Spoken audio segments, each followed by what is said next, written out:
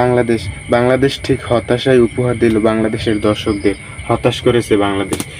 হামজা চৌধুরী, ফাহামিদুল ইসলাম এবং সমিত সোম, তাদের কাছে এক্সপেকটেশন ছিল অবশ্যই ভালো কিছু, এবং তারা প্রথম ম্যাচ হিসেবে খুবই ভালো খেলেছে।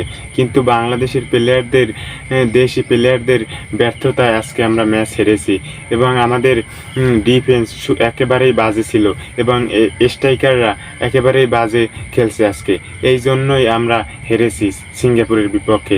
দেখেন, দোনো দিকে আমরা খেলেছি। আমরা পারি না গোল দিতেও, আমরা পারি না গোল ঠেকাতেও, এই জন্য আমরা হেরেছি। আমাদের মিডফিল্ড খুবই শক্তিশালী, কিন্তু আমাদের ডিফেন্স, আমাদের স্ট্রাইকাররা একেবারেই বাজে খেলেছে। এই জন্য আমাদের আজকে এই সিঙ্গাপুরের বিপক্ষে হারটা সঙ্গী হয়েছে, এবং বাংলাদেশের কোটি ভক্তরা এখন হতাশ হয়েছে বাংলাদেশের এই পারফরমেন্সে। তবে বাংলাদেশ অনেক ভালো খেলেছে আগের তুলনায়। বাংলাদেশ যে পরিবর্তন হয়েছে বাংলাদেশ দলে, সেই দল হিসেবে খুবই ভালো খেলেছে তারা, কিন্তু কিছু মিস্টেকের কারণে আজকে আমরা হেরে গেছি। এই জন্য আমাদের মনে হয় পরবর্তী ম্যাচে এই ভুলগুলো শুধরে আমাদের আরও ভালো করতে হবে। আমাদের ফুটবলাররা দেখেন, লাস্ট কয়েকটা ম্যাচ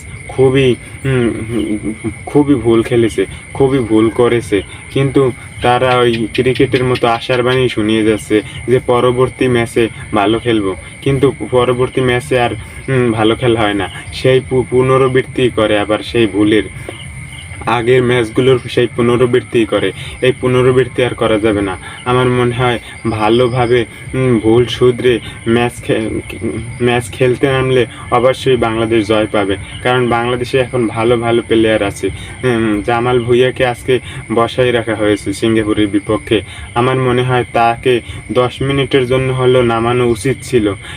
তার আক্ষেপ ছিল অন্ততপক্ষে আমাকে যেন, সে প্রেস কনফারেন্সে বলেছিল যে আমাকে অন্ততপক্ষে আমি 10 মিনিটের জন্য খেলতে চাই, কিন্তু তাকে সেই শেষ পর্যন্ত সিঙ্গাপুরের বিপক্ষে নামানোই হলো না, যার ভুটানের বিপক্ষে যার অ্যাসিস্টে হামজা চৌধুরী গোল দিয়েছিল।